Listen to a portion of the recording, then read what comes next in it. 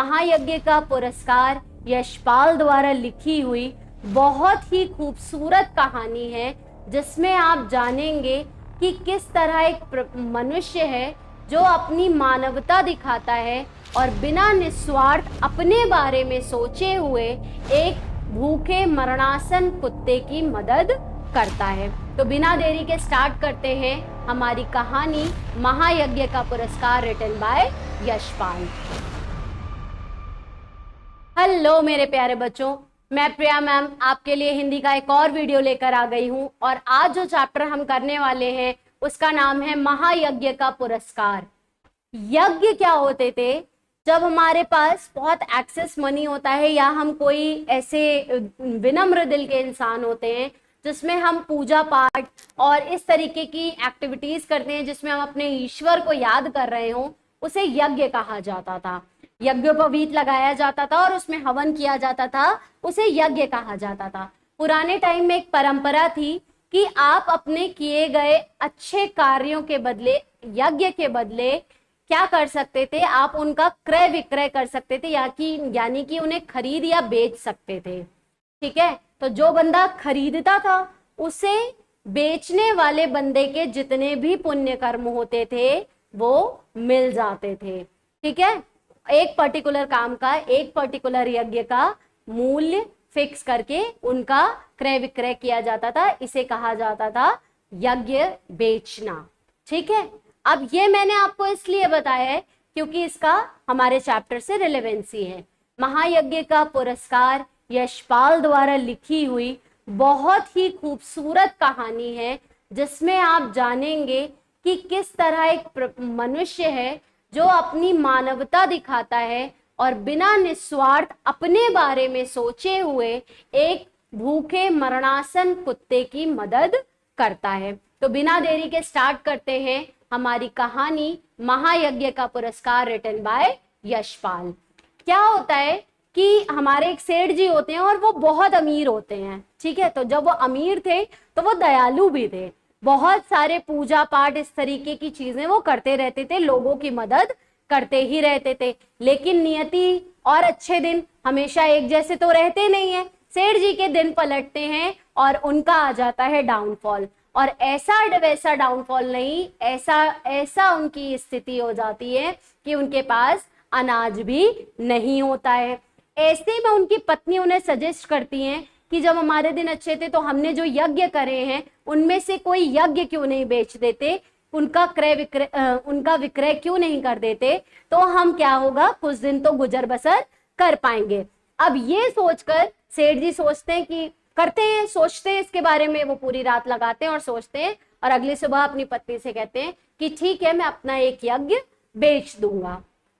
ठीक, तो कहानी क्या है, समृद्धि के बाद अचानक आई विपत्ति। विपत्ति का यहाँ मतलब वही है कि उनके दिन जो थे वो क्या हो गए थे, पलट गए थे। स्वभाव के अत्यंत धर्मपरायण उदार धनी कोई भी साधु संत उनके द्वार से खाली हाथ नहीं लौटता था। जब सेठ जी के पास पैसा था तो उनकी ये स्थिति थी कि अगर कोई भी सेठ उनके पास आ जाए, अगर कोई भी साधु उनके पास आ जाए तो वो खाली हाथ नहीं लौटता था।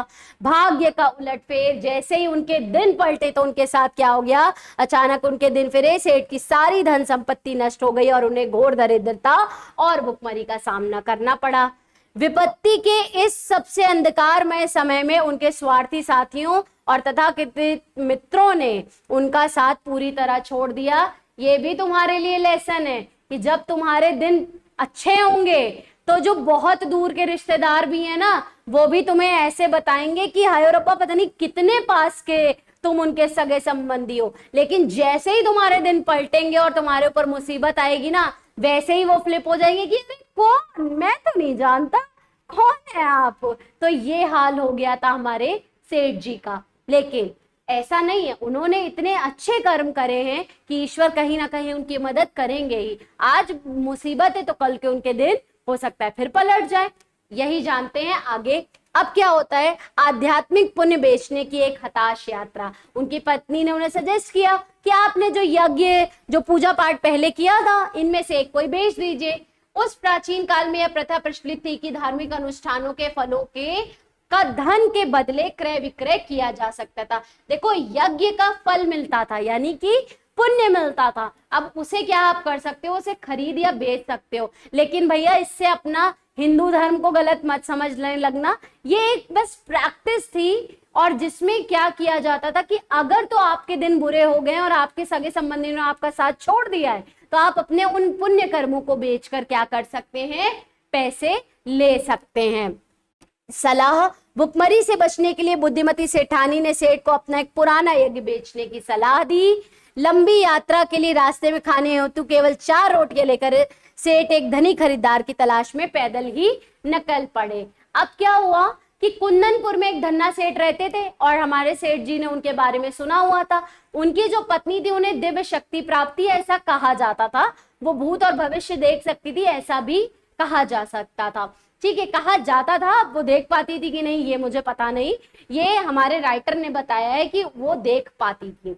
अब उन्होंने क्या हुआ, धन्ना सेठ के पास अपना एक यज्ञ बेचने की सोची और वो एक यात्रा पर निकल पड़े। यात्रा लंबी थी तो पत्नी ने सोचा कि सेठ जी इतनी लंबी यात्रा भूखे पेट कैसे लेंगे, तो बगल से थोड़ा सा अनाज लेकर आई और रास्ते के लिए उन्होंने 4 रोटियां सेठ जी के लिए बांध दी कि हम, मेरे पति को भूख लगेगी तो वो रोटियां खा लेंगे। ठीक है, अब वो यात्रा पर निकल पड़ते हैं। सेठ कुंदनपुर में धन्ना सेठ के घर पहुंचते हैं, लेकिन इस बीच क्या होता है कि उनके पुराने यज्ञों को खरीदने से मना कर देती है धन्ना सेठ की पत्नी, वही अलौकिक शक्ति वाली। लेकिन उसी दिन रास्ते में किए गए महायज्ञ के लिए भारी धन की पेशकश करती हैं। तो ये महायज्ञ था क्या, ये महायज्ञ ये था कि हमारे प्यारे सेठ जी जब यहाँ पर आ रहे थे तो रास्ते में इनको मिलता है एक कुआं, और ये सोचते हैं कि इस कुएं के पास ठंडा शीतल पानी मिल जाएगा, यहीं पर थोड़ी देर विश्राम कर लेता हूँ और रोटियां खा लेता हूँ। तो विश्राम की मंशा लेकर सेठ जी वहां रुकते हैं। जैसे ही देखते हैं तो कुएं के पास उनको एक मरणासन स्थिति में एक कुत्ता मिलता है कि अगर तो उसे अभी 1-2 घंटे में कुछ नहीं दिया गया तो अभी के अभी मर जाएगा, ऐसी वाली स्थिति थी। सेठ जी ने सोचा मेरा क्या है, मेरे पास तो 4 रोटियां हैं, जैसे मैंने 4 खाई वैसे मैंने 3 खाई, मुझे कोई फर्क तो पड़ना नहीं है, तो एक रोटी इसे दे देता हूं ताकि ये बगल वाले गांव तक तो जा पाए और वहां जाकर कोई कुछ अपना बंदोबस्त तो कर पाए। एक रोटी खाकर कुत्ते के अंदर थोड़ी जान आई, वो ऐसे ऐसे फ्लिप हुआ, उन्होंने देखा, सेठ जी ने कह रहे भैया एक रोटी से तो इसमें जान आई, लाओ एक और रोटी डाल देता हूँ, मेरा क्या है, मैं तो 2 रोटी खाकर भी रह लूंगा, जैसे मैंने 3 खाई वैसे मैंने 2 खाई। यही सोचकर उन्होंने एक और रोटी उसे डाल दी। दूसरी रोटी पाकर उसमें इतनी जान आ गई कि वो ऐसे उठ खड़ा हुआ, ऐसे बैठा और सेठ जी की तरफ देखने लगा। जब देखने लगा तो सेठ जी को लगा एक रोटी और दे देता हूं ताकि ये दूसरे गांव पक्का पक्का चला ही जाए और अपना गुजर बसर कर पाए, कुछ तो कर पाए। तो वो तीसरी रोटी भी उसे खिला देते हैं। लेकिन तीसरी रोटी वो जैसे ही खाता है उसमें इतनी एनर्जी आती है कि वो आता है सेठ जी के पास, बैठता है और उनकी आंखों में आंखें डालकर देखता है। तो सेठ जी सोचते हैं मेरा क्या है, मैंने कौन सा एक रोटी खा के मेरी भूख शांत हो जानी है, मैं एक रोटी भी इसे ही दे देता हूँ। तो वो अपनी चौथी रोटी भी उसे ही दे देते हैं और खुद पानी पीकर थोड़ी देर आराम कर कर कुंदनपुर चले जाते हैं। तो हमारी जो सेठानी जी हैं, इन्होंने ये देख लिया होता है अपनी दिव्य शक्तियों से, तो अब वो कहती हैं कि मुझे तुम्हारे पुराने यज्ञ खरीदने में कोई इंटरेस्ट नहीं है, कोई रुचि नहीं है, अभी जो तुमने महायज्ञ किया है ये बेचना चाहते हो तो बताओ। तो हमारे सेठ जी सोचते हैं कि सेठानी जी उनका मजाक उड़ा रही है, धन्ना सेठ की पत्नी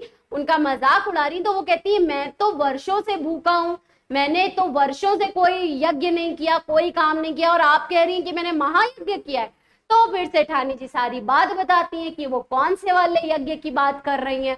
तो हमारे जो सेठ जी है ना, वो इतने प्यारे हैं कि वो कहते हैं कि वो तो मानव धर्म था, एक मरते हुए जीव को बचाना तो मानव धर्म था और उसको बेचना तो मैं जरूरी नहीं समझता हूं। और ये कहकर वो क्या हो जाते हैं, वापस अपने घर लौट आते हैं।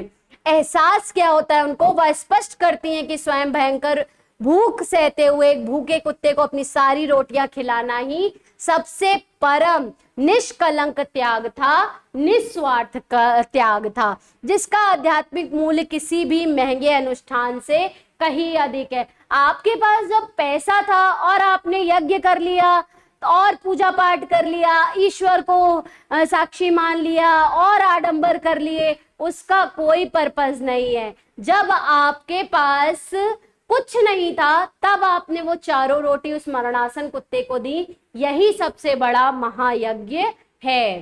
ठीक है। अब सेठानी जी अभी ये बात कहती है, तुम्हारे सेठ जी कहते हैं वो तो मानव धर्म था, उसके बदले मैं पैसा कैसे ले सकता हूं, इनकार कर देते हैं। इस अप्रत्याशित प्रस्ताव को सुनकर सेठ स्तब्ध रह गए और उन्होंने मानवीय करुणा का व्यापारीकरण यानी कि विक्रय करना मना कर दिया। उन्होंने कहा ये तो मानव धर्म था, इसके लिए पैसे लूंगा, इतना तो मेरे बुरे दिन नहीं आए, करने से स्पष्ट इनकार कर दिया। अब उन्होंने घोषित किया कि एक पीड़ित प्राणी की सहायता करना एक मूलभूत मानव कर्तव्य है। अगर कोई मरणासन स्थिति में है, वो कुत्ता ही सही, लेकिन अगर मैंने उसकी मदद ना की होती तो मैं अच्छा मानव ही ना होता। और यही मेरी स्पेशलिटी कि मैं अच्छा इंसान हूं, मैं मानव धर्म को जानता हूं, ना कि लाभ कमाने के लिए कोई वित्तीय संपत्ति। ये एक अच्छा काम मैंने मानव धर्म को जिंदा रहने के लिए किया था, ना कि पैसा कमाने के लिए। अब वो वापसी कर लेते हैं, अपनी आत्मा का सौदा करने के बजाय गरीबी को चुनते हुए वह बिना यज्ञ बेचे पूरी तरह से खाली हाथ अपने घर लौट आते हैं। अब सेठानी जी कहती हैं कि भैया क्या हुआ, डुगडुगी लाते हुए काहे आ गए, काहे चले आए हो खाली हाथ। तो वो बताते हैं कि जो धन्ना सेठ की पत्नी थी वो मेरा महायज्ञ खरीदना चाहती थी, और महायज्ञ क्या था, वो जो 4 रोटियां तुमने बांधी थी, मतलब पूरा इंसिडेंट उनको कह सुनाते हैं। उनकी पत्नी उनसे भी ज्यादा प्यारी हैं, जो कहती हैं आपने बिल्कुल ठीक किया, उसको तो बेचने का कोई पर्पस ही बनता नहीं, वो तो मानव धर्म था। सेठानी ने उनके फैसले का गर्मजोशी से स्वागत किया और धन के ऊपर उनकी अडिग सत्य निष्ठा की भूरी भूरी प्रशंसा की, यानी बहुत भरे मन से उनकी क्या की, प्रशंसा की। अब उसी रात में क्या होता है, उनके वेरांडा में वो लोग सो गए, ठीक, पूरी बात होके वो सो गए। उनकी पत्नी अचानक उठती है किसी वजह से और जाकर देखती हैं तो जो उनके घर का वेरांडा होता है, एक पटिया हल्की सी ऊपर होती है, पटिया पे मारती हैं लात तो देखती हैं ये क्या हुआ, ये तो पत्थर कभी इतना ऊंचा नहीं था। उनको होता है कि फिर वो अपने हस्बैंड को बुलाती हैं, सेठ जी को बुलाती हैं, कहती है ये पत्थर तो अभी तक ठीक था, ये ऊपर कैसे आ गया। तब उनको पता चलता है कि वहां एक तहखाना है और उसमें क्या है, उसमें बहुत सारे हीरे जवाहरात जगमगा रहे हैं। उन्हें गुप्त तहखाना खोजा जो अमूल्य हीरे जवाहरात से भरा हुआ था। एक ईश्वरीय आवाज ने पुष्टि की कि यह उनके निस्वार्थ महायज्ञ का सच्चा पुरस्कार है। सेठानी कितना दे देती भैया उस महायज्ञ के बदले, स्वयं ईश्वर को मैदान में उतरना पड़ा। उन्होंने कहा यार सेठ जी के लिए इतने अच्छे कार्य के लिए तो सेठानी क्या ही दे पाएगी, मुझे खुद पुरस्कृत करना पड़ेगा। और उनकी उस निस्वार्थ सेवा का ईश्वर ने दिया, क्या दिया, पूरा वो तहखाना जो कि हीरे जवाहरातों से भरा था उन्हें मिलता है और ईश्वरीय आवाज उसकी पुष्टि भी करती है। अब क्या है, ये मैंने आपको कैरेक्टर स्केच इसलिए बता दिए हैं क्योंकि हमारे यहाँ पर बोर्ड कभी कभी कैरेक्टर स्केच पूछ लेता है। तो सेठ जी कैसे थे, विनम्र थे, उदार थे, गहरे सिद्धांतों वाले और नैतिकता को मानने वाले थे, मोरालिटी को मानने वाले थे। आज के जमाने में इतनी अगर अच्छाई किसी में हो ना तो हमारे देश का पतन ऐसा ना हो। एक दूसरे के बारे में सोचने की अब हमें फुर्सत ही नहीं है, जानवरों की तो बिल्कुल ही बात छोड़ दो। अब फिर उनकी पत्नी की, एक तो वो बुद्धिमान थी क्योंकि यज्ञ बेचने का उन्होंने ही सजेशन दिया था, धर्मपरायण थी, पति को कि हर स्थिति में सपोर्ट करने वाली थी, सहयोगी और तार्किक थी, यानी कि बुद्धि से सोचती थी और तब एक्शंस लेती थी। जब उन्होंने यज्ञ बेचने का सजेशन दिया तब भी वो अपने हस्बैंड के साथ थी, और जब वो बिना बेचे यज्ञ को लौट आए तब भी उन्होंने उनकी सराहना ही की, उनको डिमोटिवेट नहीं किया। कुत्ता हमारा मासूम सा था और कैसा था, हताश था, उस वक्त मरणासन स्थिति में भी था। अब शीर्षक की सार्थकता, ये मोस्ट इंपॉर्टेंट क्वेश्चन होता है। इसकी पूरी पूरी सार्थकता इस बात में है कि महायज्ञ का मीनिंग क्या है। महायज्ञ का मीनिंग है द ग्रेट सेक्रीफाइस जो मैक्सिमम सेक्रीफाइस आप कर पाते हैं उसको कहा जाता है। एक कहावत है ना कि कोई 100 रुपए देकर भी बड़ा हो गया और कोई 50 देकर भी छोटा रहा, लेकिन जिसने 100 दिए थे उसके बैंक अकाउंट में करोड़ पड़े थे, और जिसने 50 दिए उसके पास वही 50 रुपए ही थे। तो बड़ा आपकी नजरों में कौन हुआ कि यार वो जो 100 रुपए देंगे ना वो बड़ी है, लेकिन नहीं, बड़ा एक्चुअली कौन है? जिसके पास 50 थे उसने 50 के 50 आपको दे दिए। सेठ जी के पास 4 रोटियां थी, 4 की 4 बिना दूसरी बार सोचे कुत्ते को खिला दी। ये है ग्रेट सेक्रीफाइस, महायज्ञ। या सेठ द्वारा अपने धनवान दिनों में किए गए महंगे विस्तृत अनुष्ठानों को नहीं, बल्कि तब एक आवारा पशु को खाना खिलाने के उस शांत हताश कृत्य को संदर्भित करता है। जब उनके पास खुद के लिए कुछ नहीं बचा था तब भी उन्होंने उस कुत्ते की मदद करना जरूरी समझा, अपने लिए एक भी रोटी नहीं रखी, पानी पी के काम चला लिया। पुरस्कार, रिवॉर्ड, सेठानी जी तो क्या ही रिवॉर्ड दे पाती, स्वयं ईश्वर को उनके कर्मों का फल देने के लिए आना पड़ा कि सेठ जी की क्या ही कीमत वो दे देंगी। तो कीमत दी हमारे ईश्वर ने, और क्या कीमत दी? पूरा तहखाना जेवरातों से भरा हुआ। शुरुआत में सेठ ने सोचा था कि यह वह धन होगा जो उन्हें अपने पुण्य को बेचने से मिलेगा। अंततः यह एक दिव्य आशीर्वाद के रूप में प्रकट होता है, जो उन्हें ठीक इसलिए दिया गया क्योंकि उन्होंने अपने कर्म को बेचने से इनकार कर दिया था। उन्होंने कहा ये तो मानव धर्म है, ये कोई मैंने जानकर थोड़ी ना किया है, ये तो मानव धर्म है, ये तो इंसानियत कहती है कि अगर मरता हुआ कुत्ता मेरे सामने है तो मैं उसे बचाऊंगा। अब होता क्या है, निस्वार्थ कर्म का निरंतर चक्र चलता भी ऐसे ही है कि आपने पहले सहानुभूति दिखाई, किसी के लिए आपके दिल में इतना दर्द आ गया कि आपने अपने बारे में सोचे बिना उसकी मदद की, सच्ची सहानुभूति दिखाई।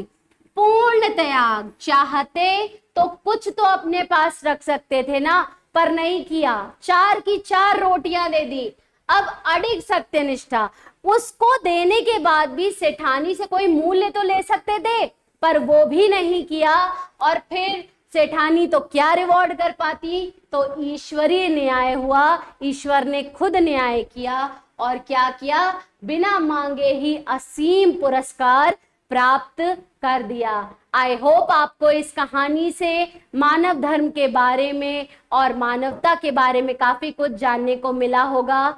मैं उम्मीद करती हूँ कि आप भी एक अच्छे इंसान बने। तो छोड़े जाती हूँ आपको इन यादों के साथ और इस क्वालिटी के साथ कि आप अपनी मानवता पर, इंसानी धर्म पर काम करना स्टार्ट करिए। इसी के साथ मैं आपको कहूंगी अलविदा। मिलते हैं अगले वीडियो में। Bye bye.